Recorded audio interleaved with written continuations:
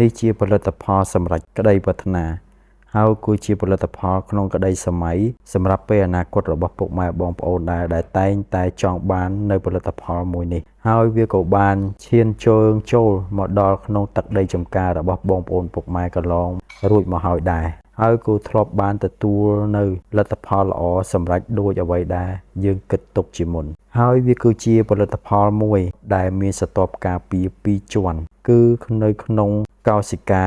ហើយនឹងនៅលើស្ទាប់ខាងក្រៅជៀសផុតអំពីការបំផ្លាញអំពីជំងឺសត្វល្អិតនិងអាកាសធាតុទោះបីជាអាកាសធាតុត្រជាក់ខ្លាំងក្តៅខ្លាំងឬមួយអាកាសធាតុអាប់អួរគ្មានពន្លឺថ្ងៃរុក្ខជាតិតែងតែបិទនៅមាត់ស្ទូម៉ាត់ឬមួយរុនដង្ហើមមិនធ្វើរស្មីសំយោគក៏ដោយតែផលិតផលមួយនេះគឺវាដោះស្រាយបញ្ហានេះបានរហូតដល់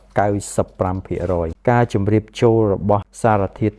នៃជីបំពន់មួយនេះគឺជាសារធាតុដ៏អច្ឆរិយៈដែលអាចចាត់ទុកថាជាជីមួយដែលកម្ពុជាដាច់គេនៅពេលអនាគតដែលវាមានការជ្រាបចូលទៅក្នុងស្នូលនៃស្រទាប់កោសិការបស់រុក្ខជាតិត្រឹមតែរយៈពេលមិនប៉ុន្មានវិនាទីដែលមិនស្មើនឹង1នាទីផងនោះគឺវានឹងជ្រាបចូលទៅដល់ស្រទាប់ស្នូលនៃកោសិការបស់រុក្ខជាតិហើយជីនេះវានឹងបំបែកខ្លួនស្តុបទុកនៅក្នុងស្រទាប់ស្នូលនៃកោសិកាហើយនឹងក្នុងបំពង់នៃសារធាតុចិញ្ចឹមគ្រប់កន្លែងទាំងអស់ហើយវាស្តុបទុកនៅតម្រូវការណាដែលរុក្ខជាតិត្រូវការផ្នែកណាមួយគឺវាដឹកនាំបញ្ជូនទៅផ្នែកនោះដែលខ្វះខាតទៅតាមនៃប្រព័ន្ធគ្រប់គ្រងរបស់វាដ៏ឆ្លាតវៃដោយបញ្ជូនទៅមិនឲ្យលើសមិនឲ្យខ្វះ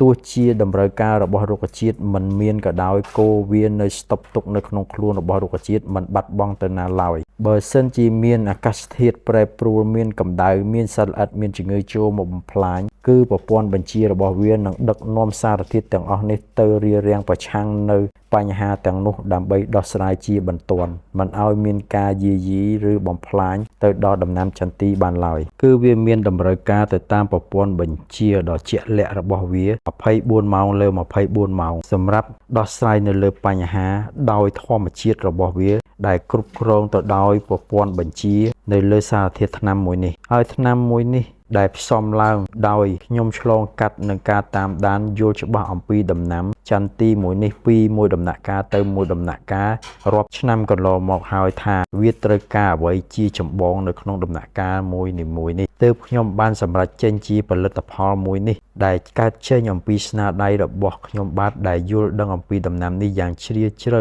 និងស៊ីជម្រៅបំផុតទើបអាចផលិតផលមួយនេះចេញសម្រេចជាផ្លែជាផ្កាបាននៅក្នុងពេលនេះនិយាយឲ្យចំផលិតផលមួយនេះគឺខ្ញុំបានកែច្នៃយកសារធាតុម៉ូលេគុលនៃបាក់តេរីរស់យកមកបំបែកវាទាំងអស់ឲ្យមានលក្ខណៈម៉ូលេគុលមួយដែលទូចជាងអាតូមណាណូទៅទៀតរាប់សិបដងហើយបន្សាំវានៃម៉ូលេគុលនៃសារធាតុបាក់តេរីរស់នោះបំលែងឲ្យវាទៅជាហ្សែននៃបាក់តេរីរស់មួយដែលអាចរស់រានមានជីវិតនៅក្នុងដើមរបស់រុក្ខជាតិដែលអាចយកមកប្រើប្រាស់នៅគ្រប់ពេលវេលាទាំងអស់ដែលរុក្ខជាតិវាត្រូវការដោះស្រាយរាល់បញ្ហាដែលកើតមានឡើងយើងអាចចាត់ទុកថាវាជាជី